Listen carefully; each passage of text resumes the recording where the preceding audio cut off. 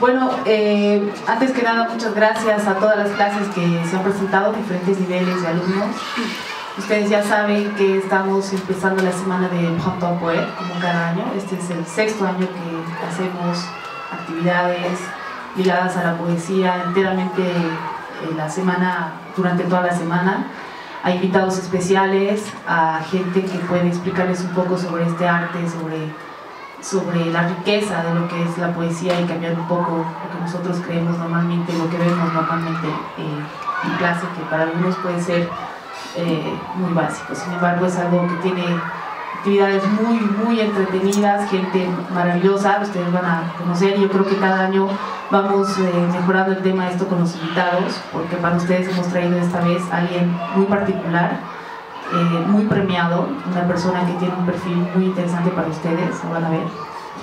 Y bueno, en el marco de la Semana de Printemps Poète, como yo les decía, estamos celebrando el 20º aniversario de lo que es esta semana y el 6º año aquí en lo que es el liceo.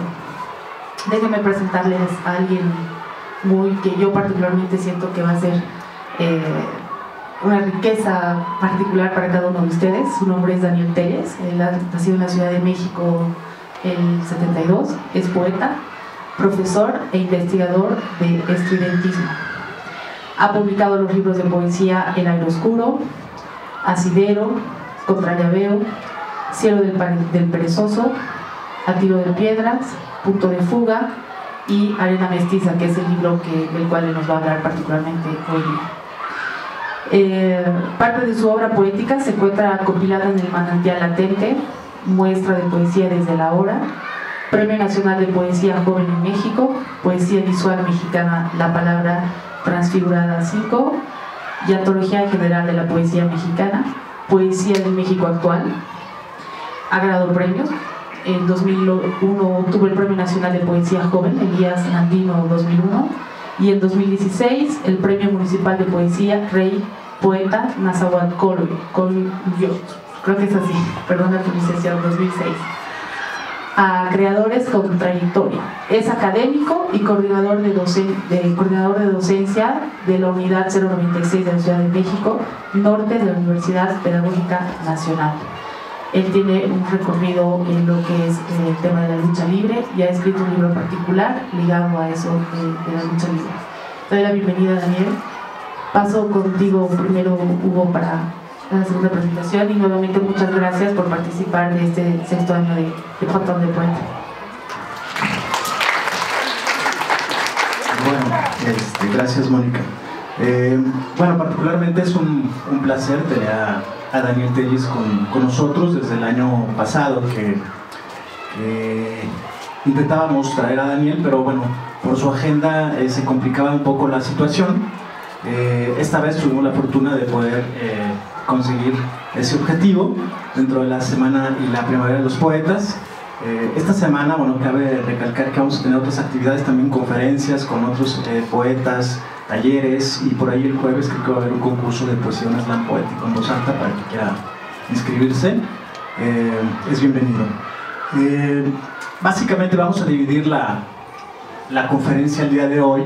Más que conferencia, queremos y creemos que lo más propicio es que sea una charla a manera de entrevista quizás, ¿sí? Donde puedan ustedes también realizarle preguntas al autor en el momento que ustedes lo crean pertinente. Y bueno, yo voy a lanzar algunas preguntas al aire, preguntas abiertas, ¿sí? Para que Daniel, bueno, pueda profundizar un poco más en ello. Entonces, bueno, vamos a comenzar de lo general a lo particular. Daniel, ¿por qué Arena Mestiza?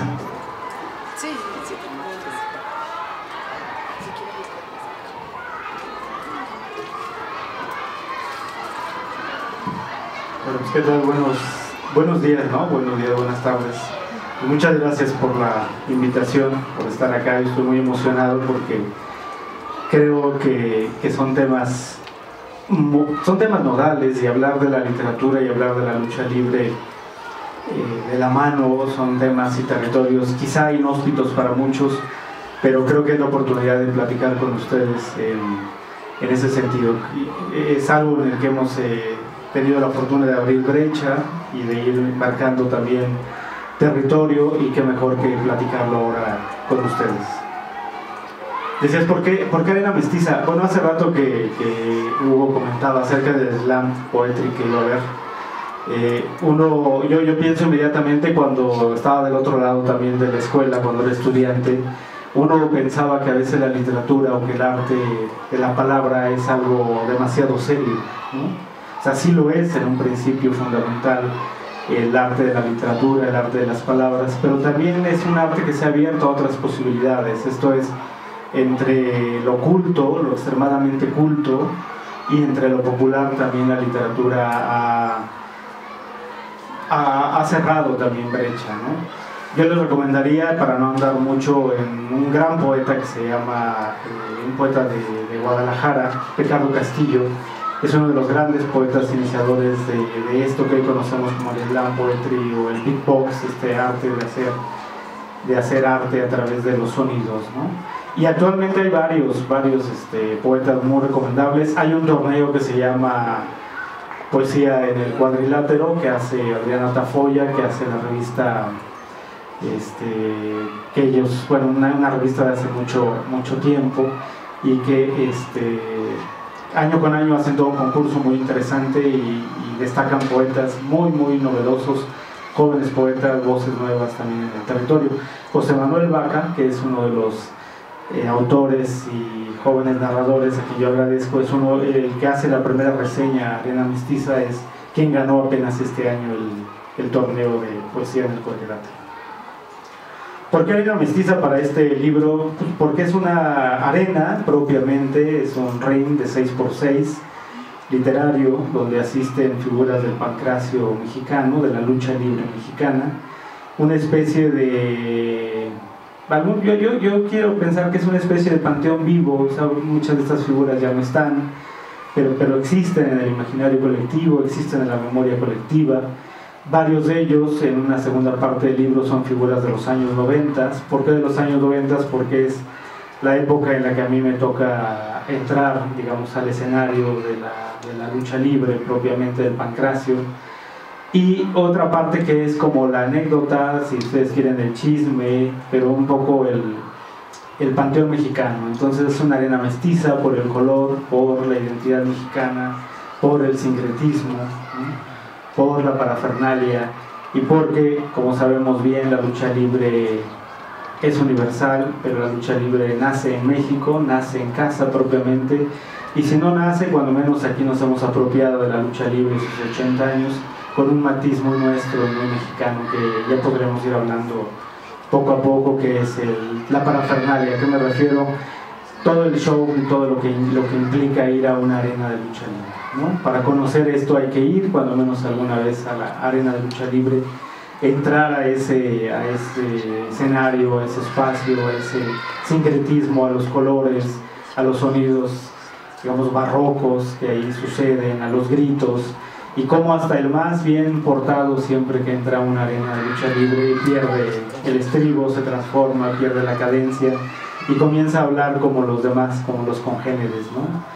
Y con ese sabor y con ese gusto que tiene nuestro lenguaje, de esas palabras prohibidas de las que habla Octavio Paz en El laberinto de la soledad, esas que todos tenemos justo para el momento preciso, para sacar todo eso que por ahí está adentro y que en algún momento tiene que salir. Y la lucha libre se ha vuelto un espacio justamente para desacralizar el lenguaje y desacralizarse uno mismo, ¿no? Sí, claro. Bueno, te estaba escuchando y creo que tocas muchas fibras muy sensibles. Efectivamente, este fin de semana yo me di la tarea de leer el libro y creo que es muy lúdico, muy fresco, y efectivamente creo que es un libro híbrido, un libro sincrético, un libro mestizo, ¿no? Y sobre todo muy ecléctico, ¿no? Tocas diferentes géneros estilísticos, tienes diferentes tonos. Encontramos por ahí textos en verso, textos de largo aliento, textos en prosa, encontramos exvotos, ¿no? Hay como una especie de sacralidad, ¿no? de la lucha libre. Y sí, efectivamente creo que a grandes rasgos es como una especie de homenaje a la lucha libre y a los luchadores, ¿no? La primera sección, ya empezando a abordar un poco la primera sección de los textos, creo que es un recorrido narrativo al estilo de la épica de Homero, ¿no? Donde empiezas a desentrañar la biografía de cada luchador y hacerlo un personaje como de mito y de héroe, ¿no?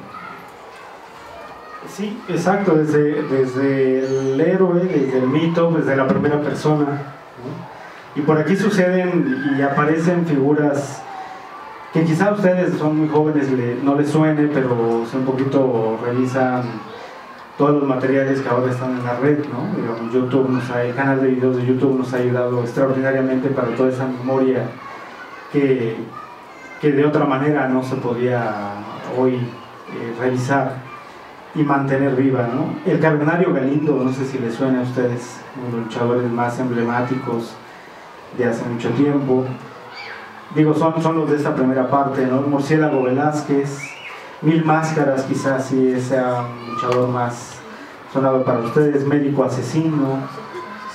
Uno de los luchadores más que a mí me tocó igual estando ahí en el cuadrilátero conocer y dimensionar, que es André el Gigante, un hombre que medía 2,28 metros de estatura, ¿no? Que era impresionante verlo caminar, moverse y hacer aplicar llaves en el cuadrilátero, ¿no? Hay una anécdota de un mexicano, el único que ha podido cargarlo en pleno torneo de Cuatro Caminos, que era un lugar emblemático donde venían las figuras de los extranjeros, y que fue Canek, uno de los grandes luchadores de peso completo de México. Él logró cargarlo, o sea, levantarlo en vilo y azotarlo en la lona.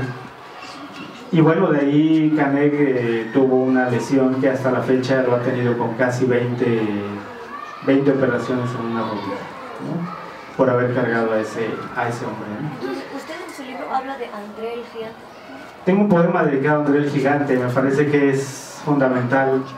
Si quieren, no sé en qué momento se los pudiera compartir, pero más adelante, pero sí. No es mexicano. André es francés. Ajá. Francés, Es de que ¿no? tendrá el foco en chinos, ¿no? Tenía el cabello así, que crespo, chino, tenía una cara de niño. Era el malo y había un bueno como Había otro que era Ángel Chilet, que era como el malo, pero Andrés siempre fue el bueno, exactamente. Fue el bueno y era muy carismático. Y era más carismático cuando, con el peso que tenía, agarraba a un luchador así de tipo mexicano promedio de este lado acá, se lo sentaba en una pierna y agarraba y se sentaba al otro en una pierna. Entonces era una estampa muy risueña, ¿no? De tener a dos formidables pesos completos, cada uno sentado en las piernas, porque el tipo era monumental. Con los años, obviamente, y la edad y cómo fue dañándose también su paso a través de la lucha libre, fue perdiendo pues, un poco toda esa versatilidad que tenía en el cuadrilátero, ¿no? Sí, Bueno, sí. Regresando un poco a esa alteridad, a esa especie de oxímoron que existe entre los deportes y la literatura, entre la lucha libre más específicamente y la poesía, recuerdo a un poeta italiano, Pier Paolo Pasolini. Él comentaba que era difícil ver a un escritor, un literato profesional, verlo hacer deporte, ¿no? Y a un deportista profesional verlo leer. Y creo que tu libro concatena ambos aspectos. ¿Qué es la poesía y qué es la lucha libre para ti? Y cómo confluyen ambas en este libro, Daniel. Es una pregunta muy complicada, pero creo que sí podemos agarrar el toro por los cuernos en ese sentido. El asunto de la lucha libre o de escribir yo desde la lucha libre, es un trabajo que se da de los años 90 para acá, pero que tiene que ver más con situaciones y cuestiones personales, ¿no? O sea, escribir sobre Arena Mestiza o escribir Arena Mestiza es un libro que se fabricó, que se fue escribiendo durante muchos años. Yo creo mucho en la escritura a largo plazo. Esto es que la escritura o los buenos libros o los buenos textos poco a poco van madurando, ¿no? Así como los buenos vinos, creo que van agarrando sabor. Y hasta que yo considero que el libro ya tiene una posibilidad de dialogar con un lector que no soy yo, con un lector que no esté cercano, me parece que ahí el libro puede hacer ese diálogo universal, ¿no? Yo siempre he pensado que la poesía, comparada con la narrativa, es un ejercicio de rudeza, ¿no? Con el lenguaje. Esto es, no es minimizar la narrativa, pero la narrativa tiene muchos artilugios, muchas estrategias discursivas que le permiten, digamos, describir universos, contextos, ¿no? Y la poesía, ¿no? La poesía es de alguna manera la poesía es imagen, pero la poesía también es una especie de instantánea del pensamiento, ¿no?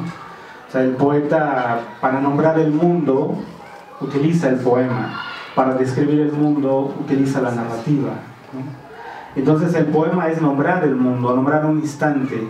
Es como en estos asuntos de la semiótica, del significado y del significante, es entablar un diálogo a partir de una postal que el poeta identifica, que nombra a través del lenguaje, que traduce a través de las palabras, y que quien lee el poema entonces va a ser capaz de recrear esa imagen, recrear ese significante, ¿no? De acuerdo a su experiencia de lectura, de acuerdo a su experiencia de vida, ¿no?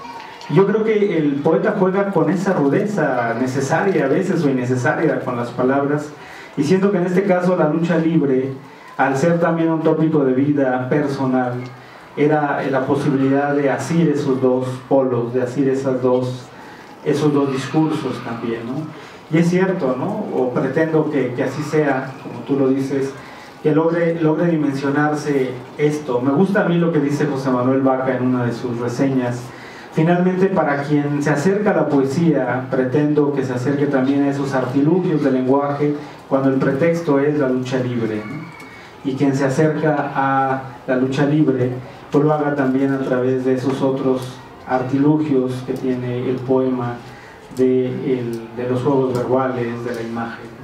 Es una especie de mestizaje entre lo profano y lo sagrado, ¿no? Sí, y la lucha libre es eso, finalmente, ¿no? Y la poesía me parece que va por esos derroteros también. Al ser además un tópico popular, ha caído muy bien dentro de la crítica que sea un tópico popular, ha sido ahora por la literatura. Decía yo al inicio que a veces los tópicos populares no han sido, digamos, como muy bien vistos de la literatura. Y conste que ha habido otros deportes que se han acercado a la literatura, ¿no? O sea, el fútbol, fundamentalmente, y los toros, ¿no? El boxeo, quizá en mediana forma, pero el béisbol hay una nómina importante de autores, de escritores que trabajan alrededor del béisbol, y algunos otros que también han abierto también esos derroteros, pero que tampoco se ha profundizado, creo.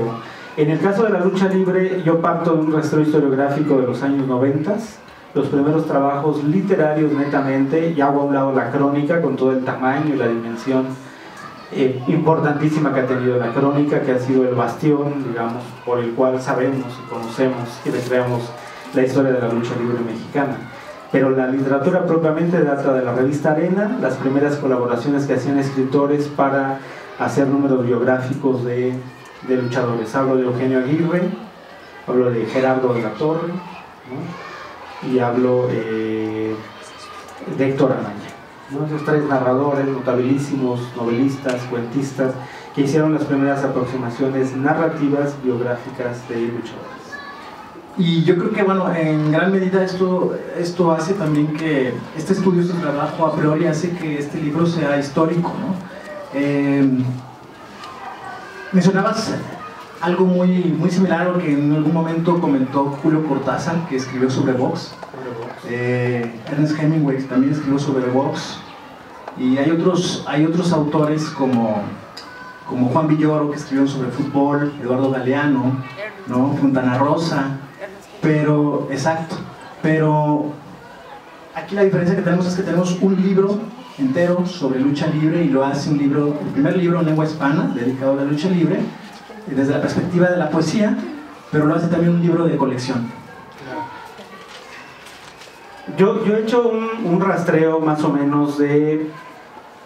Ha habido cerca de 30 cuentos de lucha libre en la historia reciente de México y no más de 6 poemas sueltos en diferentes situaciones. Yo tuve la oportunidad de dirigir esta, que puedo alzar para que alcancen a ver hasta allá atrás. Esta es una de las revistas más importantes que ha habido en la historia de México, que es la revista Tierra Adentro. Tiene la particularidad de que es una revista que publica a jóvenes autores por primera vez, o autores menores de 35 años. Esta revista Tierra Adentro hacía números monotemáticos. Y en este caso, 2003, esta revista es de 2003, junio del 2003. Ahí me invitan a ser director huésped de la revista, y el gran poeta Víctor Sandoval, uno de los grandes de los personajes que apoyó la descentralización de la cultura en México y de estos programas culturales, pues me invita a ser director de este número. Y en un viaje a Chihuahua me propone pues, que plantee yo de qué quiero dirigir el número, ¿no? Con toda la libertad que implica para un director hacer un número completo. Una revista que tiraba entre 5.000 y 6.000 ejemplares en aquella época, que circulaba en México, Centroamérica, parte de Estados Unidos. Y en un viaje yo le digo, maestro, ya tengo el tema. Estaba yo en esas lindes ya de lo estrictamente literario de lo luchístico con lo literario, y le propongo el tema de la lucha libre. No les voy a decir por respeto lo que el maestro contestó, pero ustedes se podrán imaginar que no le gustó el tema. Le dije que lo pensara unos cuantos días, y después de que nos volvimos a encontrar, el maestro asentó diciendo que era un tema interesante, la lucha libre y la literatura. Entonces, este es el primer, digamos, rastreo historiográfico de la lucha libre en México, de 2003, y aquí se reúnen voces que ahora sabemos o son fanáticos de lucha libre, o son grandes conocedores, y en algunos casos hasta han estado también en el cuadrilátero, ¿no? Una nómina de autores que va como, citaba yo a Gerardo de la Torre, aquí hay cuentos de Gerardo de la Torre, Leo Mendoza, estupendo narrador, todos ellos altísimos narradores en la literatura mexicana. Emiliano Pérez Cruz, un cronista del oriente de la Ciudad de México, es el actual cronista de Ciudad Neza, Nezahualcóyotl. Fernando de León, y del poeta Francisco Hernández. Y luego textos exprofeso que yo le pedí a amigos que sabía que también tenían este interés por la lucha libre. Y Víctor Hugo Piña Williams escribe uno de los textos más bellos que se han escrito sobre el Dr. Wagner. Ignacio Trejo Fuente nos escribe una estampa sobre Santo. Él lo conoció en la arena, la afición de Pachuca. Una anécdota también muy de la infancia, ¿no? José Francisco Conde Ortega, que en algún momento dado estuvo también en el cuadrilátero, en alguna ocasión le tocó subir también como el Conde Negro enmascarado. Arturo Trejo Villafuerte, que algunas veces firmaba y se hacía pasar por el Mil Máscaras porque se le parecía físicamente, hasta que una señora lo descubrió y lo agarró no sé si a bolsazos, pero descubrieron su identidad. Y bueno, los encartes que ustedes alcanzan a ver es de un artista oaxaqueño que se llama Gabriel Mendoza, donde aparece el Blue Demon niño, y la revista tiene 3 encartes, ¿no? O sea, es material gráfico también, y Demián Flores, que es quizá el artista visual más importante sobre la lucha libre, ¿no? Y bueno, la historia así a grosso modo implica también esta revista Reverso en Guadalajara que hicimos sobre la lucha libre, ¿no? Trae un encarte desplegable también con fotografías. Hicimos un número monográfico en La Paz, en Baja California Sur, que se llama Santo y Seña, un libro muy vistoso. El Santo y Seña, relevos literarios sobre el enmascarado de plata, ¿no? Y como los lenguajes luchísticos también han estado muy cercanos, esta es la producción más reciente que acaba de aparecer, lo encuentran todavía en librerías del Fondo de Cultura, Máscara contra Revólver, la lucha libre, así como veíamos películas del Santo, donde Santo luchaba contra marcianos, mujeres vampiro, momias de Guanajuato, y resolvía casos extraordinariamente rápido y y eficazmente. Ahora la lucha libre, los luchadores pues resuelven asuntos de narcotráfico, ¿no? De narcomenudeo, y entonces están vinculados a esta otra arista que está viviendo nuestra literatura, sobre todo en el norte, la mal llamada narcoliteratura. Bueno, aparece aquí en Máscara contra Revólver, y aparecen autores que de primera orden están escribiendo sobre estos temas actualmente. Este lo presentamos el año pasado, entonces están ahí como autores como Carlos René Padilla, Dan Lee, Guillermo Fajardo, Guillermo Rubio, Iván Farías, Jaime Muñoz Vargas, José Luis Zárate, José Salvador Ruiz, Manuel Ayala y Ricardo Guzmán Huerta. Un autor que le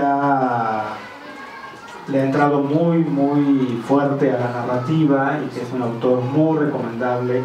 Es su primer libro, se llama Función Monstruo, un cuento de lucha libre. Dan Lee se llama él, y sabrán que es por el nombre de quien es fanático, es Dan Lee, y es Función Monstruo. Son extraordinarios cuentos: El tope centella, La pasión del ringside, Sapos, Las enseñanzas del demonio, Santos Sebas, Viejas glorias, Villano, y uno que es para mí muy entrañable, que es La noche de sangre india. Hace homenaje a uno de esos luchadores que ha muerto en el cuadrilátero, ¿no? Así como muchos de los artistas quieren morir en el escenario, ¿no? O los deportistas ansían morirse también en la cancha. Pues los luchadores también ha habido historias trágicas. Esta es una de ellas, Sangre India. Otra fue Oro en los años 80, esta fue en los años 50. Y El hijo del perro guayo más recientemente, que puso ahí en tela de juicio cómo se practica la lucha libre en México profesionalmente. Si realmente es profesional, si realmente quien se sube a un escenario sube a jugarse la vida, porque sabrán ustedes que no todos los escenarios en las arenas chicas, como se les llama, o en las fiestas patronales o populares, o en provincia, no todos son rings profesionales. No todos son como el de la Arena México, si es que alguna vez han ido, o el de la Arena Coliseo. Son rings donde se juegan la vida también los gladiadores. Creo, Mónico, que tenías una pregunta. Sí, no, la mía es muy básica, es ligada justo a eso. ¿Qué es lo que la emoción que has sentido la primera vez que has subido a un ring, y qué es lo que te da más miedo, si escribir o luchar? Ambas cosas, porque así como ahorita nos miran, aunque a veces no saben lo que está pensando el espectador, pues así también cuando te subes y estás detrás de la máscara no sabes tampoco de qué manera vas a echártelos a la bolsa, ¿no? La lucha libre, o el arte del catch, como dice Roland Barthes en un gran libro, ojalá cuando puedan leer Mitologías de Roland Barthes, en un capítulo dedicado que se llama El arte del catch, dice Roland Barthes, y es muy cierto, que la lucha libre es una impronta teatral. Esto es una representación teatral del momento, del instante. O sea, el teatro tradicional, el teatro clásico, ¿no? El de los grandes ensayos, pues ensaya tantas veces hasta que salga muy bien y se monta. En el momento que alguien asiste a la lucha libre, alguien asiste a una arena, asiste a una representación del momento, una impronta, ¿no? Dice teatro de Guiñol, teatro Escapín, lo que sea, pero hay un teatro que sucede en ese momento. Y en ese momento entonces el teatro tiene que suceder y tiene que darse. Y se da una comunión entre el luchador, con muchas estrategias y incluso hasta muchas trampas, hay que decirlo, pero muchas estrategias, incluso discursivas, corporales, pero sucede, ¿no? Y se tiene que dar. Y casi siempre, nunca falla ese teatro, ¿no? La gente va una vez y vuelve necesariamente tantas veces, porque es un espacio y es un afán teatral único, ¿no? Y cada vez que tú asistes a una función, asistes a una representación muy distinta, así sean los mismos gladiadores que están en escena. Y eso es lo que te ha llevado a escoger por la lucha libre y no por otro deporte. Me imagino esa emoción y esa adrenalina. Sí, ¿o era tu pasión de toda la vida? Sí, fue una pasión desde 14, 15 años de empezar a entrenar en la lucha libre y entrar. Además, con una generación de luchadores que ya no existe, o sea, sí existen ellos, o existimos, pero me refiero con una empresa que era Lucha Libre Internacional, una empresa muy famosa, la del toreo de Cuatro Caminos, que se daba en un toreo en un coso cuatro caminero, una plaza de toros que ya no existe, ahora es un centro comercial y mantiene el nombre, que es en el límite de Naucalpan y la Ciudad de México, acá en el norponiente, ¿no? y ahí existía la empresa. Esa empresa fue la última de santo de esta generación de oro de la lucha libre mexicana, por la generación de plata, como algunos dicen, por santo, y una generación nueva donde sí se apelaba mucho a la técnica de la lucha libre, ¿no? O sea, al llaveo y al contrallaveo, que es hacer una llave a ras de lona y quitarte esa llave con otra, ¿no? Entonces el llaveo y el contrallaveo era fundamental en esos momentos, ¿no? Y yo pertenezco todavía a una generación, de la generación de Scorpio, la generación del Hijo del Santo, la generación de Último Guerrero, que es el que sigue activo y sigue ahorita en boga, y es pues la figura actual del Consejo Mundial de Lucha Libre, ¿no? Y de maestros a una generación ya, digamos, anterior a la mía, que eran maestros y que siguen entrenando y que siguen en forma pese a sus 50, 60 y hasta 70 años de edad en algunos casos, ¿no? La generación de El Signo, de Negro Navarro, de Black Power, de Superastro, y de esos tríos inolvidables. Ahí estaba en pantalla con sí ubican con quién es, ¿no? Uno de los luchadores más emblemáticos, con Rey Misterio, claro, con el maestro Rey Misterio, el auténtico y original Rey Misterio, ¿no? Sí conocen de lucha. El maestro vive en el norte, es un emblema de la lucha libre en Tijuana, en San Diego, y este es de un encuentro, tenía años que no nos encontrábamos, y eso sucedió en noviembre del año antepasado. Fui a dar una conferencia al Museo de la Lucha Libre Mexicana, el MULME, que es un edificio de 3 niveles en la calle Séptima y Revolución, ahí en la frontera, en Tijuana. Y pues fue un encuentro muy padre, muy interesante, porque pues, nos habíamos conocido acá en el toreo. El maestro, si lo alcanzan a ver, tiene una lesión ya de por vida, ya no se levanta de esa silla de ruedas de hace ya más de una década. Tuvo una lesión fortísima, entonces pues ya está inmovilizado de la cintura para abajo, ¿no? Y pues tenemos por ahí varios proyectos que él ha querido encargarme, como sus memorias. Imagínense la tarea y la enorme, no la tarea, sino la enorme responsabilidad de a lo mejor empezar a trabajar en sus memorias al ser uno de los grandes de la década de los 70s y 80s en la lucha libre mexicana e internacional, varias veces como los grandes, como Mil Máscaras, como Canek, como Fishman o Dos Caras. Pues ha viajado por Medio Oriente, por Estados Unidos, es figura internacional, ¿no? Y es más conocido, creo que para muchos de ustedes generacionalmente, el Rey Misterio Jr., el sobrino de él, que se hizo figura en los años 90 en AAA, ¿no? Que es mucho más bajito de estatura y más delgado, pero este es el maestro Rey Misterio, el original. Daniel, parte de los géneros que aborda Arena Mestiza son la biografía, la crónica, el mito, la leyenda y lógicamente la poesía. Vemos por ahí una serie de textos que tienen que ver con los exvotos, algunos les llaman aquí retablos. Me hizo pensar un poco en una especie de analogía de la arena como templo, el ring como el altar y el luchador como el santo. Pues es que la lucha tiene en esa potestad mística ese aliento sagrado, ¿no? O sea, nosotros al buscar siempre esta representación ideal del héroe, pues nada mejor que la lucha libre ha jugado ese papel místico, mítico, sagrado, y el santo por antonomasia es nuestra gran figura, ¿no?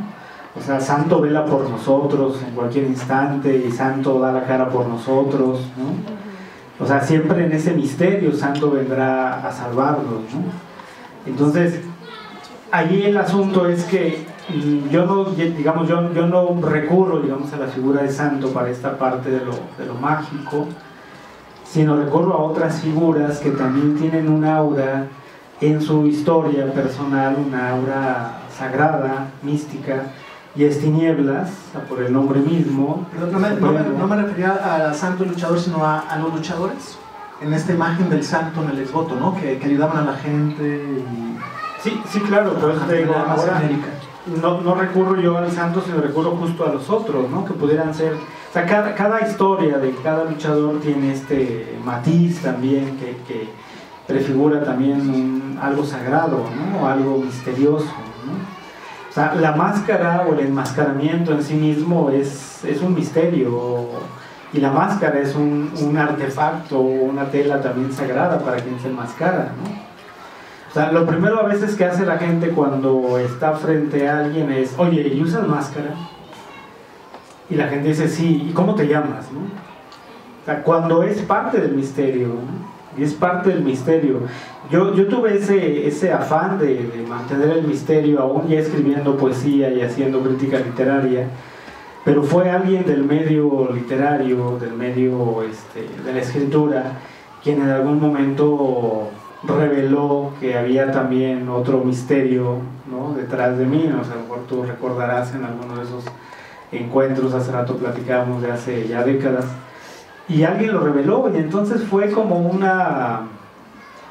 algo necesario empezar a dialogar y articular también desde ese otro enmascaramiento. O sea, quien escribe se enmascara, ¿no? En el lenguaje, en las palabras, pero quien publica también se exhibe, y entonces la lucha libre también es un acto de exhibición y de enmascaramiento.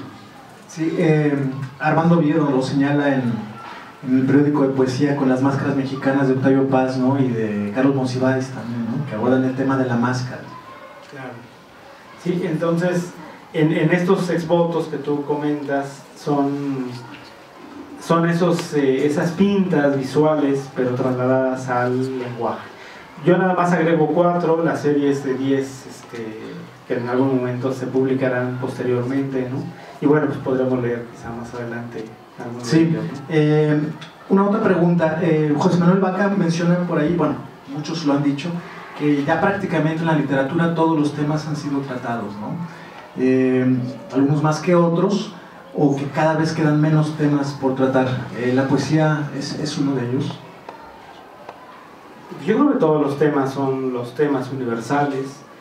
El punto nodal es siempre cómo decirlo y desde qué trinchera decirlo, ¿no? Perdón, la lucha. La lucha, bueno, la lucha libre ha sido tratada, insisto, en esta radiografía que yo les estoy presentando, ha sido tratada de manera aislada. De pronto un poema escrito en torno a satánico, por ejemplo, ¿no? Un poema escrito en torno a santo, que hay 2 o 3 poemas notabilísimos en torno a santo. Yo aquí, si me permiten, al rato que leamos el poema que hace el maestro Roberto López Moreno, nuestros altos poetas hispanoamericanos, a santo, es una precisión y una concisión verbal, además es brevísimo, ¿no? El poema que hace César Benítez a santo es un poema de largo aliento, es un poema de varias páginas. Minerva Margarita Villarreal, por ejemplo, escribe sobre el día a día, ¿no? Entonces la casa se vuelve un ring, ¿no? Donde los hijos se vuelven esos luchadores, están jugando, pues como todos en la infancia, están jugando luchitas, ¿no? Y se avientan desde el refrigerador, y se avientan desde la cama, o no sé, desde el ropero, ¿no? Y entonces se vuelve en ese escenario, ¿no? Entonces son textos breves, ¿no? Pero aislados. Y la narrativa también. Hay un texto notabilísimo que a mí me encanta, que se llama El Genético, de alguien que es hijo de luchadores y que sin saberlo nace justamente no con un rostro, sino con una máscara, ¿no? Y entonces para todos lados es: quítate esa máscara, pero no, esa es justamente la cara que sacó de herencia de sus padres luchadores, ¿no? Hay un notabilísimo texto que se llama Los temores de Dimas, sobre el santo, pero un santo muy posmoderno, ¿no? Muy actual también, ¿no? Estamos viendo un poco del collage que realizaste, ¿no? Que viene incluido, ese collage viene incluido en el libro también. Bueno, la última parte del libro. Mónica, no sé si desean que comencemos con alguna lectura de los textos de Daniel. Daniel, los textos que nos quieras compartir. estaremos atentos a escuchar. Carl Gotch, que me encantó también. Sí, el libro abre con Carl Gotch, que es, digamos que es el que da nombre al arte del pancracio, de la lucha libre, ¿no? Carl Gotch, una figura muy importante. Si quieren comienzo con el de André el Gigante, o sea, dedicado para ti, que dijiste, el André el Gigante, es en la página 13. Entonces es un poema que tiene esta visión, digamos, biográfica, ¿no? Y donde está escrito en primera persona, ¿no? O sea, el yo. André el Gigante. Parezco un antiguo poblador de la tierra. Se necesita voltear la mirada hacia arriba y recorrer 2 metros con 35 centímetros desde el suelo y observarme de frente y de perfil para percibir mi gramática colosal. Aquí tienes mi corazón infantil de 280 kilos, más el volumen agregado por más de un cuarto de siglo. Saben ustedes como Calimán que quien me tiene de compañero lo domina todo. Es un hándicap a favor. Un mínimo estrago heredo a quien se resiste heroicamente a mi humanidad. Sale peor tratado que el mismo cuadrilátero de 6x6. Soy el ogro de las jácaras y he tenido como aliados de lona a lo más granado del planeta. Hulk Hogan, Tatsumi Fujinami o el troglodita Abdullah de Butcher. De México recuerdo la residumbre y nervio de un gladiador multifaces, además de la aporreada humanidad de un tabasqueño, con quien ardió Troya aquella vez que me cargó y aplicó un martillo sobre la lona del coso Cuatro Caminero. Encontré la gloria y la prosperidad una tarde en que mi colosal figura retiró un árbol que imposibilitaba el paso a un hombre en una carretera parisina. Aquel vaticinó que yo sería una torre y quien más expectación pudo haber causado entre los gladiadores suicidas del mundo.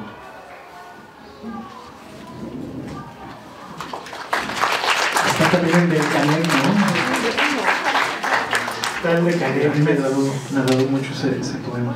Sí, la segunda parte del libro, que es primera plana, son poemas dedicados a Bismarck, a Fuerza Guerrera, a Pirata Morgan. Pirata Morgan, que realmente perdió un ojo en una batalla. Por eso se llama pirata. Pirata Morgan lo perdió ante el Jalisco. Marta Villalobos, que fue un encanto también en la lucha libre, una mujer. Pierrot Jr., Dos Caras.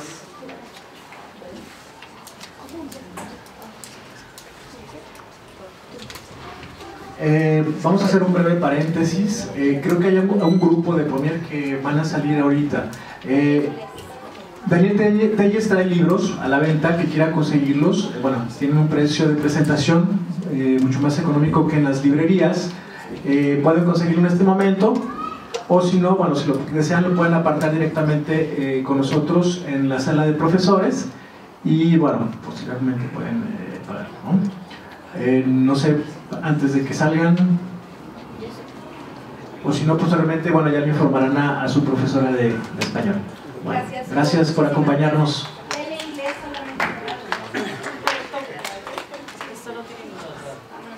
Es una pausa de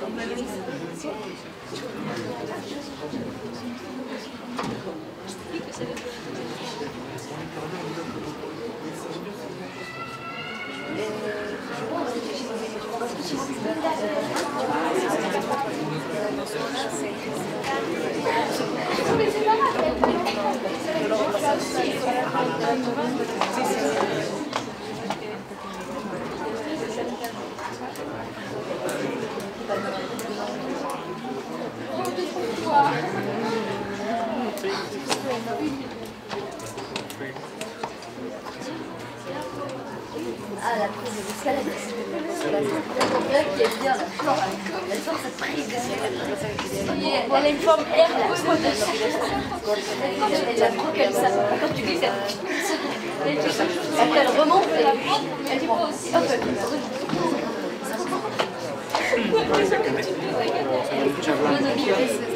Vamos a continuar con la lectura de poemas. Posteriormente, bueno, vamos a hacer alguna sesión de preguntas y respuestas al final. ¿Tienes una pregunta? ¿Estás sin cara o no? No, sin cara es más, digamos, de esta generación más reciente. Que listo tampoco. No. Tenemos un experto aquí de la lucha libre. No, son los únicos. No, pero tienes razón, es una de las figuras ya emblemáticas actuales, ¿no? Está el santo, ¿no? No, fíjate que no, porque del santo hemos hecho otros proyectos, el que les mostraba. Hemos hecho otros proyectos dedicados al santo. Pero en realidad son 3 generaciones, ¿no? Que ya existen. Digamos que 3 y abriendo una 4ª generación, ¿no? Si desean, vamos a leer unos textos. Daniel va a leer unos textos y posteriormente ya pasamos el micrófono para sus preguntas. A ver, la última por el momento. Espera, mejor con micrófono. Quería preguntar quién hizo la portada del libro. ¿Perdón? ¿Quién hizo la portada del libro? Hola, soy Sofía. ¿Quién hizo la portada del libro? La portada la hizo un artista visual que se llama Edgar M.T. Aquí les muestro el libro, creo que ahí la estuvieron viendo. El libro tiene toda esta camisa. Y esto se puede enmarcar en sí mismo, es un gran texto. Aquí incluso Una especie de podríamos, un collage y podríamos jugar, incluso adivinar todas las máscaras que están ahí, ¿no? Ahí sí está sin cara, por ahí hay una parte. Pero ese es todo toda la portada de Edgar M.T. y las ilustraciones también, ¿no? Lo pueden seguir así en sus redes sociales, en Instagram, en Facebook, Edgar M.T. Y está haciendo cosas para la revista Tierra Adentro, muy interesantes. Bueno, entonces, pues si quieres continuamos con la lectura de algunos textos. Miren, hay una parte del libro que utiliza, que le entro más hacia la parte historiográfica, hacia la anécdota, un poco el chisme, si quieren. Quieren, por ahí puedo leer algunas de estas anécdotas. Se llama Salón de Belleza. Alejandro Cruz, Black Shadow, o el Hombre de Goma, no fue fraterno de Blue Demon, pero sí el más grande desenmascaro de la historia. Ganó más sin la tapa que con ella. Y aquí está el otro del que hablabas, que era como el malo de esa historia de los franceses, el ángel francés, Maurice Tillet. Conocía poco de lucha, solo sabía pescar al rival y triturarlo con el abrazo del oso. Así acababa la lucha. Entonces el cavernario Galindo, la estampa más ruda sobre el cuadrilátero, echó para afuera la barbacoa y el curado de pulque que había ingerido horas antes de la lucha. Uno de sus rivales le propinó un tope al vientre que suscitó el vómito instantáneo.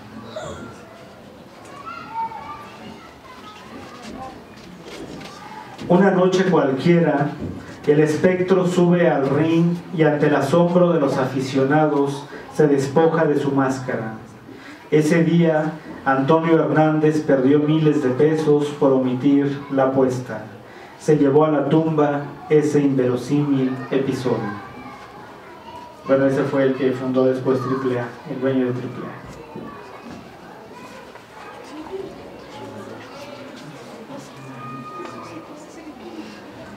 Tonina Jackson, si lo ubican, es uno de los luchadores de mayor tonelaje y peso en la historia de la lucha libre. Tonina Jackson se levanta presuroso para luchar después de una siesta en los vestidores.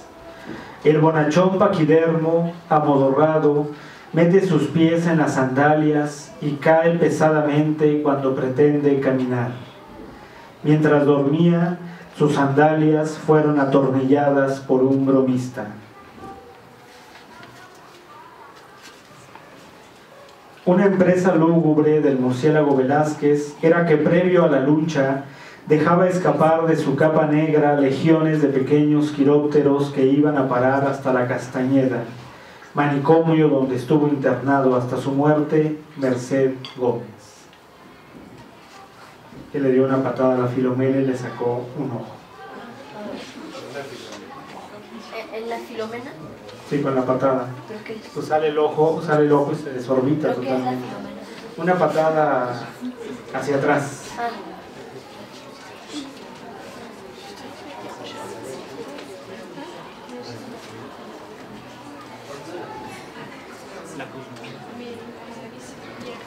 ¿Cuál?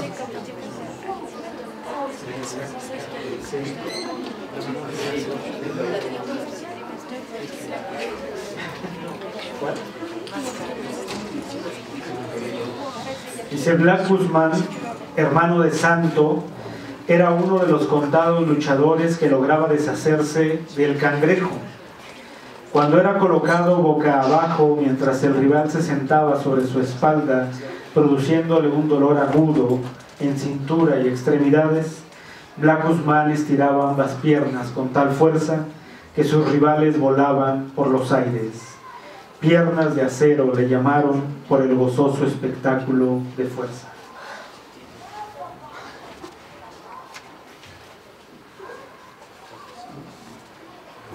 Bueno, tiene el libro otra parte que se llama Arena Mestiza y que habla de esta parafernalia de el mascarero, ¿no? Siempre nos vamos a encontrar al que vende máscaras, trae sus toneles de máscaras ahí en la cabeza.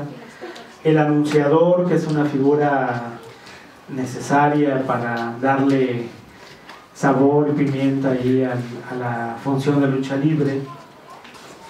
Dice anunciador: fíjate en aquella comisura del pasillo central, cómo aparecen los rostros de los muertos, cómo sus ojos levantan purulencia, cómo despunta la arena y sobre sus paredes descosidas se pierde el filo del ángelus danzante.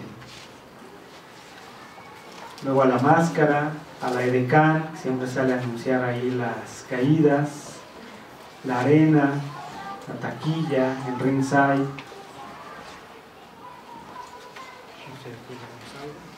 Sí. Lo que ustedes, Daniel, estás en tu casa. Taquilla.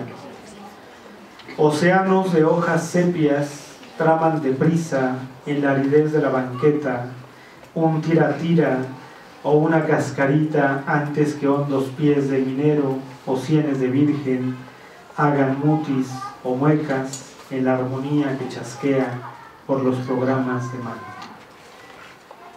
Y si quieren cierro esta primera parte para entrarle al diálogo con los exvotos, dos de los exvotos que vienen al final del libro. La tarde de la peor lluvia, que habla de uno de los grandes también de la lucha libre. Yo me atrevo a decir que fue más grande que el Santo, el Solitario, pero fue opacado justamente por la fama que tuvo Santo y por el marketing que tuvo Santo. La tarde de la peor lluvia. La tarde de la peor lluvia que se recuerde, habiendo resbalado, la niña María Claudia cae a una coladera.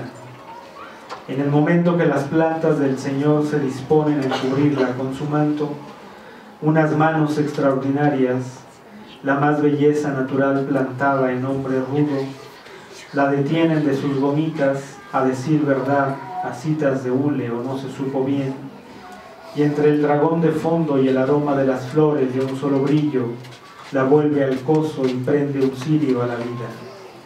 Se da fe de la gentileza del Solitario, Hacienda de Potrero, en julio de 1980.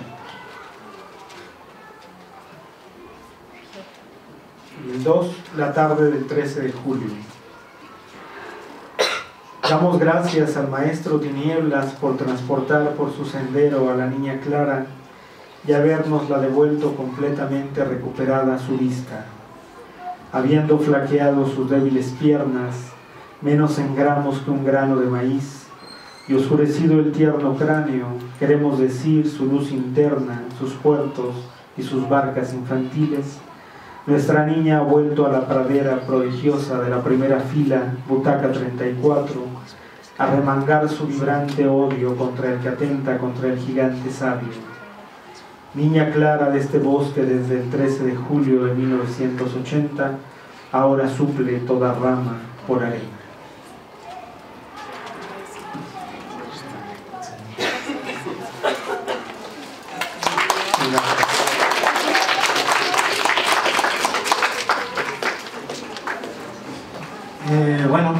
Bueno, no sé si tengas algunas preguntas antes, Mónica, que quiera realizarle a Daniel antes de proseguir. Sí, bueno, a mí particularmente me ha gustado mucho cuando hablaste de Karl Kodoch, quien nunca demostró dolor. Hablabas de una persona que nunca demostró dolor y que apretó su mandíbula hasta quedar al borde del desmayo. Esa personalidad, ese personaje del que tú hablas en tu libro me llamó mucho la atención y me lleva a preguntarte justamente eso, ¿no? Tu experiencia dentro ya mismo del ring, y si tú tienes alguna anécdota o algo así que nos quieras contar, que no le hiciste poesía, pero quisieras hablarla ahora. ¿De qué en torno al Sí. dolor? Bueno, porque lo que pasa es que llama mucho la atención el tema de este señor. Primero, un tema del señor, ¿no? Y que soportaba tanto el dolor y qué experiencia y qué pasó, y si nos puedes contar un poco más, porque como ellos no han leído el libro, es lo que más me llamó, una de las cosas que más me llamó la atención, más me gustó. Y al margen de eso, algo que tú nos puedas contar sobre tu experiencia dentro mismo del ring. No, es que sí, el asunto de la lucha libre es estar ligado al dolor, estar ligado a las lesiones importantes, ¿no? Y aquí entraremos a un territorio muy áspero, ¿no? En torno al asunto de la lucha libre, del luchador profesional, ¿no? O sea, así desde la televisión o desde la butaca o desde un sillón se ve fabulosa la lucha libre, pero la lucha libre profesional en México tiene variantes, tiene formas, tiene modos de hacerse, tiene escenarios también muy símbolos de llevarse a cabo, ¿no? Y esto, como yo decía, a veces nos tocaban caravanas en las que habría que ir, se hacían giras, digamos, todos los días por toda la República, cuando menos las arenas más importantes.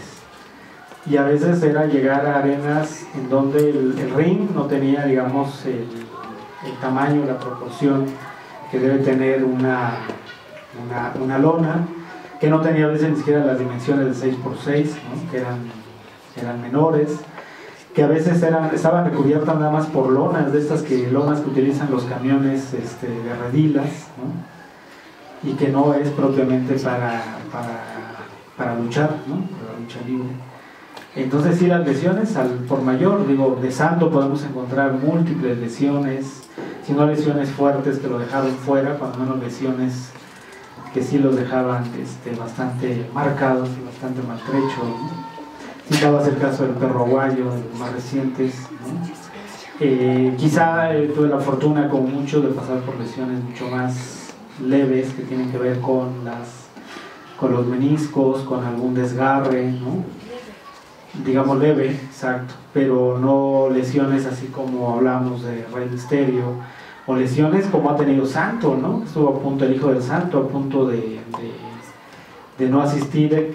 Él asiste anualmente a Londres, ¿no? Con su empresa IGW, y estuvo a punto de no ir también por una lesión, o sea, a punto de retirarse también por la lucha libre, ¿no? O casos en los que ahora vemos a muchos de nuestros grandes maestros de la lucha libre, de Pancracio, en un estado muy deplorable, ¿no? El perro aguayo, que es un luchador muy querido, muy emblemático en México, ahora con problemas de Alzheimer ya muy graves, ¿no? Muy avanzados. Pierrot Jr., uno de los grandes rudos también, como dice en el argot, un rudo de 7 suelas, hecho y derecho, ahora muy maltrecho físicamente también. Entonces podemos hablar muchas anécdotas, historias, pero sí, la lucha libre deja secuelas muy importantes. Sobra decir que en México no hay un sindicato propiamente de luchadores, una asociación que defienda a los luchadores en estos puntos, en estos asuntos que comento. Tampoco hay una comisión de box y lucha que defienda esto, ¿no? A veces se hacen funciones en arenas del interior del país que no tienen esas condiciones, ni siquiera un primeros auxilios, ni siquiera una ambulancia, como lo dicta digamos, el reglamento, ¿no? Daniel, ¿hay algún museo de la lucha libre en la Ciudad de México? En la Ciudad de México no, el Museo de Lucha Libre, el MULME, está en Tijuana. Porque, bueno, prácticamente estamos en una de las ciudades que tiene más museos en el mundo, pero paradójicamente no hay uno de la lucha libre, ¿no? Cuando es la capital, creo yo, de aquí de la lucha libre. Está el Museo del Juguete, creo, donde hay algunos ropa, accesorios del santo, ¿no? Revistas, cuestiones ahí de colección. Sí, en la colonia obrera. Sí. Sí, y Orlando, que es uno de los grandes fetichistas, digo yo, pero que ha tenido el gran tino de reunir programas de mano, objetos, máscaras y demás, está desde hace ya muchos años queriendo hacer un espacio, ¿no? O sea, ha habido dentro de la Arena México espacio para eso, pero no un espacio que el gobierno de la Ciudad de México haya destinado para eso. Mejor fue la iniciativa allá en Tijuana, y es un museo es un edificio de 3 pisos. Además con unas colecciones, únicas, sui generis. Por ejemplo, tienen ahí la colección más grande de cabelleras ganadas, perdidas. O sea, esta cabellera cuando se quita el mechón, han tenido el tino de tener, no sé, deben ser como unas 200, 300 cabelleras clasificadas. Por ahí tengo fotografías, no te las hubiera pasado, de quién le ganó a quién, y se ve, ¿no? Ahí todo el mestizaje, ¿no? Cabellos güeros, negros, rojizos, chinos, Claro. Bueno, Orlando es uno de los especialistas de la lucha libre, críticos de la lucha libre. ¿Cuándo fue el sismo? ¿En el 2018? ¿Sí? 2017, hace casi 2 años.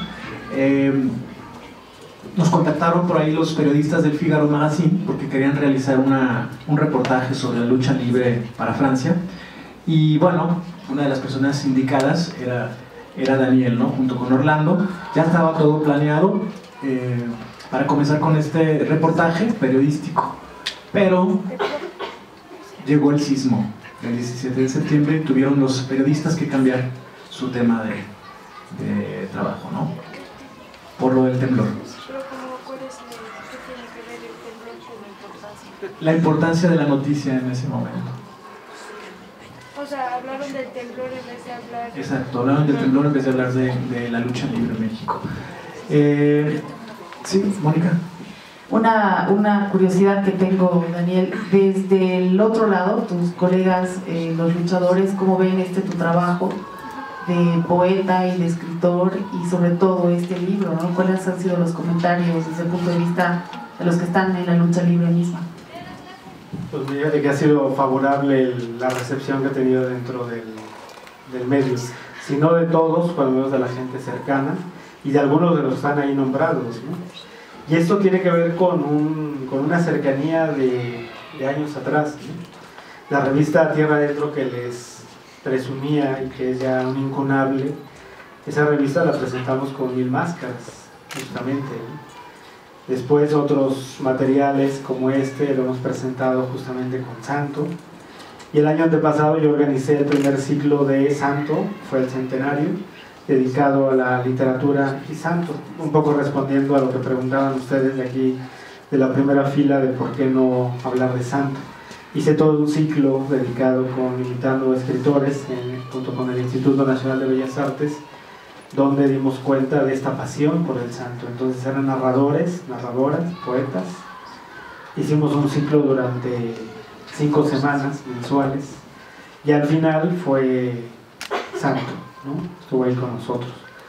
En la otra revista de Guadalajara invitamos a uno de los vástagos de Santo, el hijo mayor, que físicamente era muy parecido a Santo. Entonces sucedió ahí una catarsis muy interesante, porque como era el hijo mayor, se le aproximaba más al padre y la gente pensaba que era el mismo Santo.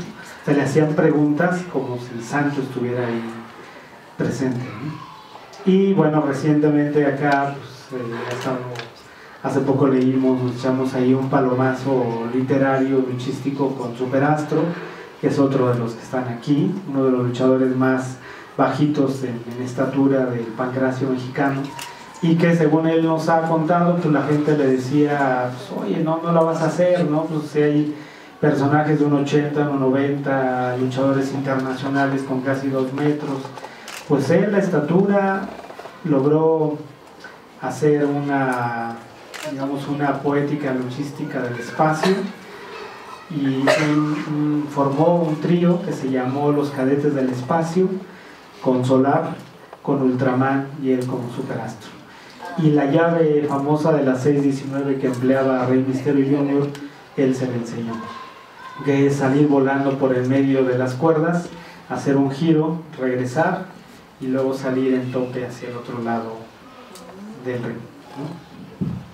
Bueno, ya para finalizar, tengo algunas preguntas muy cortas, Daniel, a manera de juego, un poco lúdico. Vale. Bueno, comienzo. Son 3 o 4 preguntas. ¿Lucha libre o poesía? Ambas. No prefieres ninguna. ¿Máscara o cabellera? Máscara. ¿Rudo o técnico? Rudo siempre. Sí, fue rudo, O sea, y hay que pasar por el camino de la lucha libre, de la lucha olímpica, la grecorromana, para llegar a la libre. Entonces sí, la rudeza te permite jugar con ambas, perspectivas, ¿no? ¿Escribir o luchar? Escribir. Bueno, particularmente a Daniel es un poeta que yo admiro mucho desde hace muchos años, desde un libro que leí que cayó en mis manos, se llama El Aire Oscuro. Si tienen la oportunidad de conseguirlo, creo que ya van en la segunda o tercera edición, algo así, están agotadas. Sí, es un libro muy profundo, que vale la pena leerlo. Con lo del sismo, a raíz de lo del sismo, un año después, un grupo de poetas, de escritores, nos reunimos para recolectar corcholatas para reconstruir algunos de los edificios que fueron derruidos. Y bueno, pues empecé a hablar yo con los colegas, y uno de ellos fue Daniel, el cual participó con esa lectura colectiva, pero también reunió varios kilos de corcholatas con sus alumnos. Entonces, bueno, nos habla de que aparte de ser un gran poeta, también es una gran persona, ¿no? Si desean, vamos a iniciar con la interacción de preguntas y respuestas ya de parte de ustedes. Y bueno, pues si quieres, Mónica. Sí, podemos. A ver.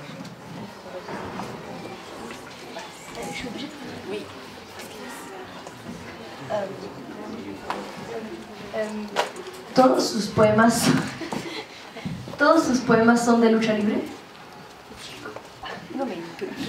En este libro sí. No, pero ¿y en general? No, mi escritura va por otros temas que son temas universales, ¿no? Por ejemplo, El Aire Oscuro está construido alrededor de la muerte física del padre, la muerte metafísica del padre, de la ausencia del padre. Entonces es un tipo de poesía que se le cataloga o se le nombra como una poesía elegíaca, ¿no? Tuve la fortuna que la crítica haya dicho que era uno de los poemas elegíacos, y bueno, casi en la línea de, no sé, Retorno a Electra, por ejemplo, o algo sobre la muerte del mayor Sabines, de Jaime Sabines, ¿no? O sea, un poco en esa hechura, ¿no?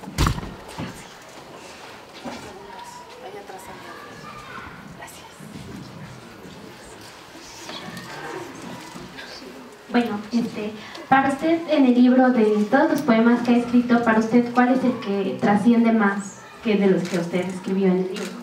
No de otros autores, sino de usted. ¿Lo podría leer? ¿De este? Pues son todos, pero para leerlo. Pero más como importante, simbólico para usted personalmente. Sí, pues es que hay varios.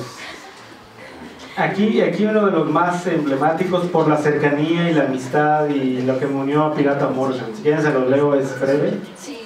Que es el que decía que perdió el ojo. Pirata Morgan sigue entrenando, ya no luchan tan profesionalmente, digamos, en la arena, pero sigue entrenando a jóvenes entre 8 y 15, 17 años. Pirata Morgan. Soy rudo de abolengo y mi estilo es suicida y explosivo, como cuando me niego a dar autógrafos. Compito siempre por un triunfo y admito ser el mejor luchador del mundo, porque la gente me aclama y enaltece. En 1982 perdí el ojo en Guadalajara en lucha de cabelleras contra el Jalisco. quien después se fracturó la columna forzando su retiro profesional. Me gusta ser por lo que valgo y soy malo como los verdaderos brutos, rudo y malo hasta en las películas. Soy un combatiente convencido que para lo poco que hay que ver en esta vida, con un solo ojo basta.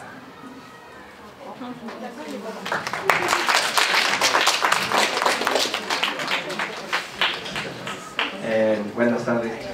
¿Qué le inspiró para empezar a hacer estos poemas de luchas? Y si desde pequeño quería ser luchador o algo así. Yo quería ser beisbolista. Pero la vida es así, y ustedes lo están viviendo y lo vivirán. La vida es así, tú quieres hacer una cosa, pero llegas a la escuela, a la universidad, al colegio y hay otros detonantes que te hacen ir hacia otros derroteros. Entonces, yo quería ser beisbolista, quería entrar a la Liga Maya, porque yo siempre he vivido en el norte, en el oriente de la ciudad, entonces tenía el Deportivo Los Galeán ahí a 5 pasos, y ahí se jugaban partidos de la Liga Maya. Entonces nunca pude ser beisbolista, y quería ser abogado, pero tampoco fui abogado. Entonces opté yo por irme hacia la docencia, siempre quise ser maestro. Tuve una figura tutelar en mi papá y mi padre, que después de haber trabajado años en el servicio en el gobierno federal, pues puso un kinder.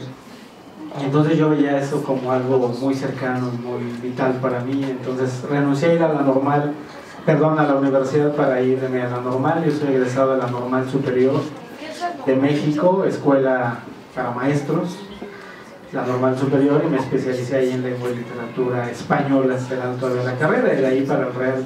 Pero entonces, sí, el gusto por la lucha libre nació en la adolescencia, pero nació primero el gusto por la escritura, ¿no? Después la lucha libre, y como les decía, el asunto de ambas se da en los últimos años, pues gracias a que se revela y se va condimentando en el medio literario esta otra pasión secreta, ¿no?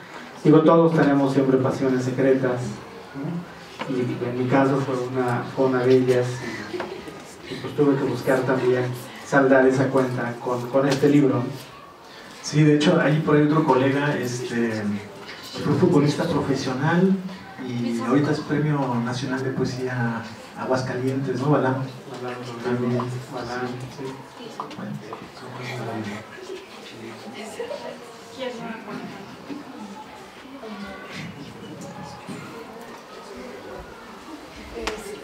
Buenas tardes. Hola, buenas tardes. Tengo 3 preguntas. La primera es, ¿cómo logró que 2 temas tan diferentes convergieran en uno mismo y los logró transformar en poesía? Es la primera, sí. La segunda es, ¿el vocabulario que usted emplea en sus poemas es un vocabulario popular o no emplea procedimientos literarios para que el poema pueda ser mejor entendido por todo el mundo? Y la tercera pregunta es, ¿cómo es que logró que un tema conocido como popular o por mucha gente también entendido como algo sin importancia, tomara la importancia de la poesía que la gente considera como un arte? Y la lucha no por todas las personas es considerada un arte, sin embargo la poesía sí. ¿Cómo logró que ese tema tan popular tomara la importancia poética? Yo creo que la 1 y la 3 van de la mano, ¿no? Podría yo contestarlo en esa línea. Yo creo que hay una ventaja que yo... O sea, estoy afortunado porque tengo una ventaja, el estar dentro de ambos medios. O sea, el estar dentro del medio literario, el tener ya cierta, digamos, no quiero decir trayectoria, sino cierto camino andado, y lo mismo en la lucha, ¿no? Entonces, el conocer desde adentro estos 2 mundos, conocer desde adentro también cómo se entretejen esos mundos, me permitió saldar, insisto con el término saldar, era una deuda personal, o sea, nadie me lo pidió, nadie me dijo hay que ponerlo en el escenario como un procedimiento, como una hechura literaria, fue una necesidad. Incluso yo debo confesarte, hay otro testimonial luchístico que yo he estado trabajando desde hace muchos años, que en algún momento aparecerá o se publicará, es un testimonial ahí sí en primera persona sobre el tránsito mío en la lucha libre. Yo creo que esos dos territorios permiten entonces dimensionar esto. Y tienes toda la razón, por eso yo decía, quizá la parte muy rigurosa de esta cierta literatura culta termina por hacer a un lado los asuntos populares, ¿no? Cuando en realidad la literatura pues está entretejida en esos usos y costumbres de lo popular, ¿no? O sea, lo que más anida o lo que más permea, ¿no?, en el imaginario colectivo son estos atisbos de lo popular que tiene la literatura y propiamente la poesía. Voy a decir otros ejemplos. No nada más hemos abundado o ahondado algunos en el deporte, en la lucha libre. Lo mismo pasó como se hizo con el fútbol, lo mismo ha pasado cuando se ha hecho con los toros, con la tauromaquia. Lo mismo ha pasado con los libros homenajes que se han estado haciendo. No sé si ustedes sepan, se hizo un libro de homenaje a Juan Gabriel, donde se convocaron a escritores. Y entonces, yo digo que el asunto de la lucha libre y la literatura es una pasión de closet. Así, con toda la metáfora que eso implica. Sí, porque de repente cuando yo hago este número y dirijo este número y sale otro libro que ya no les mostré, este libro se llama Pasiones desde Ringside, los publicaron en la Universidad Michoacana de San Nicolás de Hidalgo, una de nuestras universidades más importantes del país, en un festival de literatura popular al que nos invitaron y dijeron queremos publicar un libro y armamos este. Después de que apareció salieron varios escritores a decir, oye, ¿y por qué no me invitaste? Ah, pues porque no sabía que te gustaba la lucha libre, ¿no? O no sabía si te gustaba, si ibas a ser capaz de decir, o si levantar tu brazo y decir, oye, a mí me gusta, conozco. Y de repente encontramos a alguien que estaba obsesionado con Lismar, o alguien que conocía toda la historia del murciélago Velázquez, o que era fanático del perro aguayo, ¿no? Y aparece aquí David Huerta, uno de nuestros altos poetas, con un trabajo historiográfico que raya en lo clásico, en el clasicismo, ¿no? Entonces, creo que esa posibilidad me ha permitido como entretejer estos discursos. Este libro que alcanzan a ver acá, así de grande, de grueso, es una tesis doctoral. Se llama Santo el Enmascarado de Plata, es de Álvaro Fernández Reyes, del Colegio de Michoacán. Bien.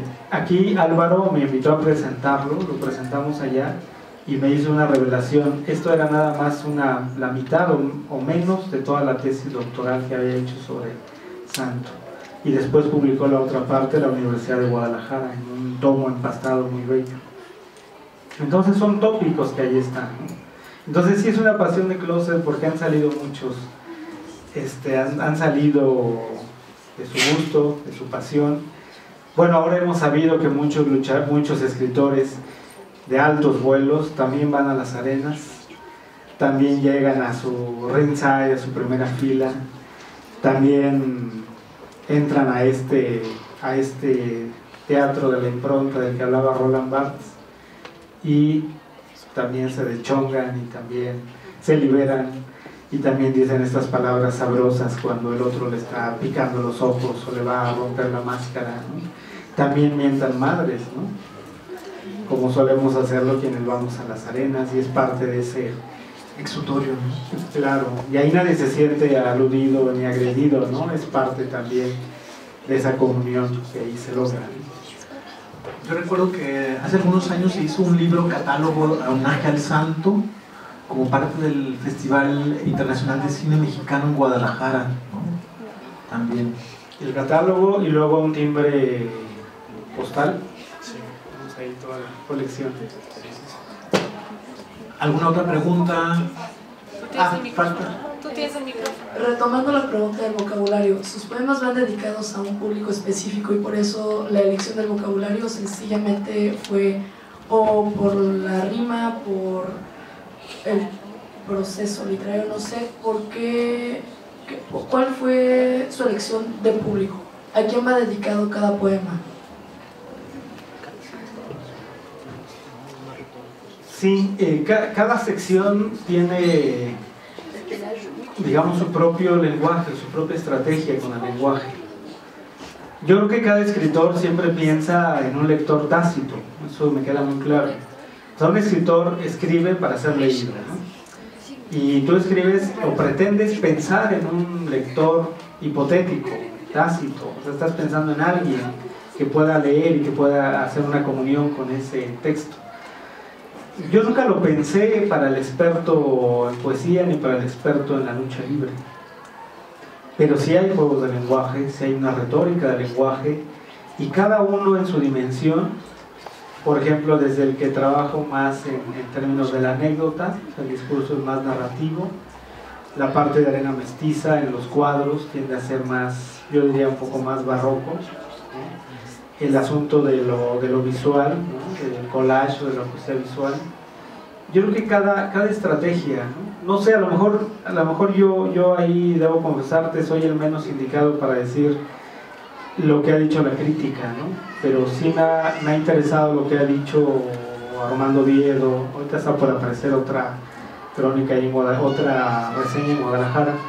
Han dicho que toca fibras y toca esos dos mundos, ¿no? Que el que quizá no conozca tanto de lucha se empape de este mundo de la lucha libre, y quien está buscando el poema logre transitar también por diferentes estaciones o diferentes recovecos del lenguaje, ¿no? Pero sí es una hechura diferente a los otros libros míos, ¿no? Un poco en el afán no tan neobarroco, no tan críptico que puede tener a lo mejor un libro mío que se llama Cielo del Perezoso o A Tiro de Piedra, ¿no? Del cual ahorita se ha ocupado también en la crítica o en alguno de los seminarios de poesía de la UNAM, por ejemplo. Acá los derroteros sí son quizá más libres, pero no utilizo, respondiendo creo que al planteamiento que hacías al inicio, no planteo un lenguaje netamente popular, ¿no? Gracias. Normalmente un escritor escribe primero para saciar esa sed de escribir y para uno mismo, yo creo, más que pensando en un público, ¿no? Primero escribe uno para lo que quiere expresarse antes de pensar a ver quién lo va a leer, o me equivoco, depende del caso. Sí. El asunto es de que a veces cuando empiezas a escribir para ti, a veces terminas escribiendo nada más para unos cuantos, ¿no? O sea, es como quien escribe desde La Pasión Secreta y va guardando ahí en el cajón cantidades de textos que en algún momento no se publican, o quien va por la vida con ese currículum de tener 3, 4, 5 libros inéditos que nunca se va a atrever a publicar también, ¿no? Yo sí creo, como decía, en la escritura lenta, o sea, yo voy publicando, o sea, pasa mucho tiempo, pero sí que cada uno de los libros tenga un diálogo, ¿no? Tenga un rostro propio. ¿Cuánto tiempo duró aproximadamente para que terminaras este libro, Daniel? Yo creo que cerca de los 10 años. 10 años estuviste trabajando, regresabas a... Sí, y casi todos los libros son así, son hechuras, son escrituras que se van anclando, que se van deteniendo, ¿no? Que de repente se van guardando, de repente viene otra necesidad de escritura, claro. El texto de la Sirma recordaba también que es una mamá y una hija que son luchadoras. Sí, aquí hay un poema dedicado a una de las primeras mujeres luchadoras en la historia de México, que es Irma González, y su hija Irma Aguilar, y formaron un dueto muy querido que se llamó Las Irmas, y que a ella, Irma González, pues ella era luchadora y se iba a casar, y el marido, bueno, el novio todavía no la dejaba, o sea, le prohibió. Sí, ella decide tomar el nombre de la novia del santo por 6 meses y lucha con una máscara similar a la del santo, ¿no? Y bueno, dice: ingeniosamente subí a los enlodados cuando mi futuro esposo prohibió que siguiera combatiendo a unos meses de contraer matrimonio. No obstante su prematura muerte, la pasión encendida desde mi debut en 1955 y el nacimiento de mi hija, la también luchadora Irma Aguilar, impulsaron un efectivo dueto conocido como Las Irmas. ¿Preguntas? Tengo una pregunta. ¿Por qué razón cada poema al escribe a la primera persona? En la primera persona. Porque se ha pensado también desde la mitología personal, desde donde el luchador, ¿no? Desde ese yo poético él dice, se nombra, ¿no? Se nombra sus virtudes, ¿no? Y se despoja así abiertamente frente al lector. ¿Ya no tienen preguntas, jóvenes? ¿No? ¿Ninguna pregunta? ¿Ninguna? Ya, ¿Por ahí sí. tienen una?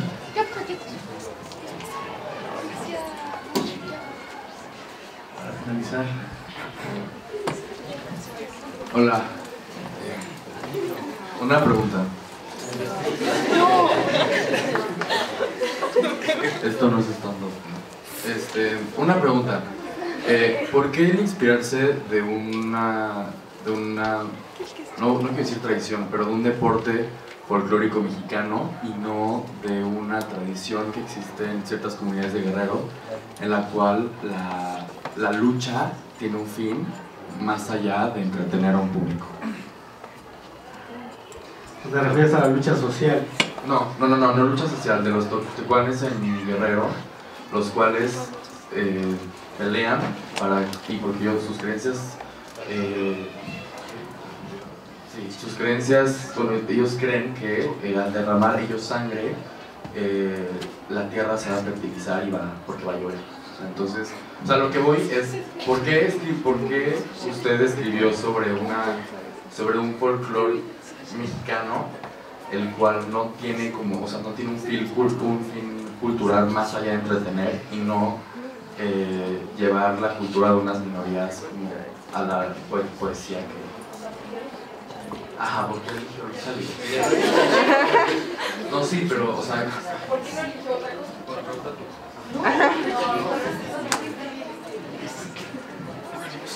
Sí, yo creo que tú te refieres más hacia el asunto de lo ritual, de lo antropológico, y quizá el interés de escribir en torno a este libro es la experiencia, fundamentalmente, ya lo decía, y el conocimiento del medio luchístico. A lo mejor para escribir a partir de lo que tú propones, pues habría que hacer todo un conocimiento más profundo, antropológico, historiográfico, y entonces empezar a escribir. Pero aquí da la necesidad de hablar, como tú dices, de este folclore que sí tiene un fin cultural y sí representa a otras minorías, unas minorías que son finalmente mayorías, ¿no? Decía Eliot, el gran poeta inglés, que uno termina escribiendo siempre de aquello que ha vivido, y proporcionalmente mucho de lo que uno escribe es experiencia de vida, ¿no? O sea, sin que esto implique digamos la necesidad de profundizar más allá de lo biográfico y demás en cualquier autor, ¿no? Más allá de que el autor lo confiese o tenga un tono confesional. Pero yo creo que no hay sí hay fin cultural, sí hay un determinismo ahí popular, ¿no? Importante en la lucha libre, y la literatura en este caso lo ha ido recogiendo, ¿no? Igual que con otros deportes, ¿no? Habría que tomar nota para empezar a determinar otras luchas. Yo había escrito una pequeña plaquette que se llama Contra Llaveo en 2006, donde sí hablaba, por eso te comentaba un poco de la lucha, pero desde esta cuestión de la lucha de clases. José Manuel que lo comentaba, ¿no? Como también la poesía pues va dirigida también a un público minoritario, ¿no? Selectivo, y de alguna manera la lucha libre también todavía, ¿no? Sí, claro.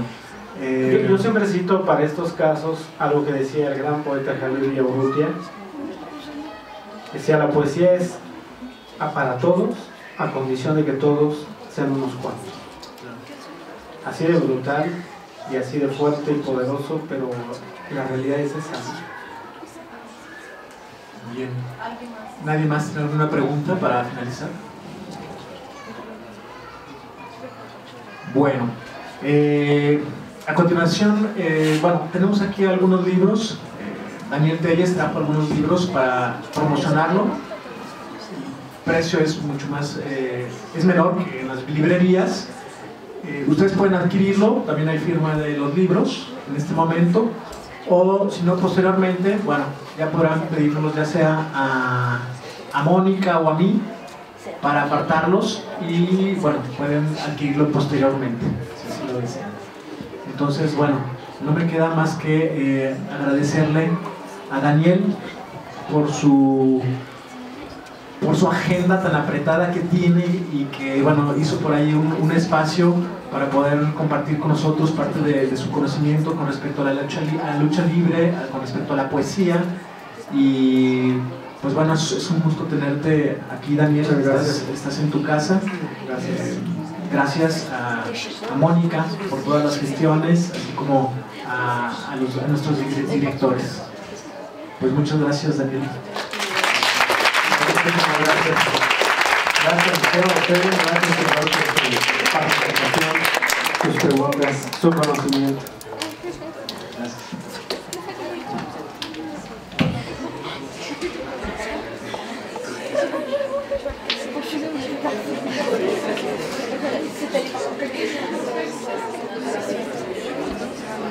Gracias.